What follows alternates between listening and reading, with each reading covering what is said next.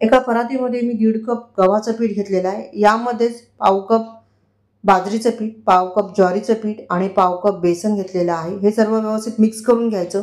एक मोठा चमचा कसुरी मेथी हाताने चोळून घातलेली आहे। यानंतर अर्धा चमचा ओवा घातलेला आहे।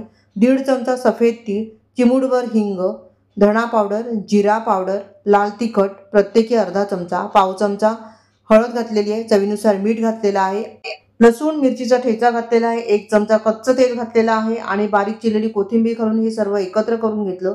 आता थोडं थोडं पाणी घालून हे पीठ आपल्याला चपातीच्या पिठाप्रमाणे मळून घ्यायचं आहे। 10 मिनिटं विश्रांतीसाठी ठेवून दिलं। 10 मिनिटानंतर पुन्हा एकदा याला आपण मळून घेतलेला आहे। याचा एक छोटासा गोळा इथे काढून घेतलेला आहे। यानंतर गव्हाच्याच पिठामध्ये ह्याला घोळून घेतलं। ह्याची छोटीशी चपाती आपण तयार केलेली आहे। यावर थोडंसं तेल लावलेलं आहे, पसरवून घ्यायचं तेल, वरून थोडंसं गव्हाचं सुकं पीठ उरलेलं आहे। व्हिडिओ दाखवल्याप्रमाणे ह्याची अशी घडी तयार करून घ्यायची आणि त्यानंतर सुक्या पिठामध्ये घोळून ह्याचा आपण दशमी तयार करणार आहोत। तर इथे मी दशमी जी आहे ती लाटून घेते। दशमी ही चपातीपेक्षा जाड असते आणि थालीपीठापेक्षा पातळ असते। चला तर मग ही दशमी तयार झालेली आहे। हिला दोन्ही साईडने आपण चांगलं असं खरपूस भाजून घेऊया। ही दशमी तुम्ही प्रवासासाठी नेऊ शकता, 2 ते 3 दिवस चांगली टिकते। टिफिनसाठी तयार करून घेऊ शकता किंवा नाश्त्यासाठी तयार करून घेऊ शकता।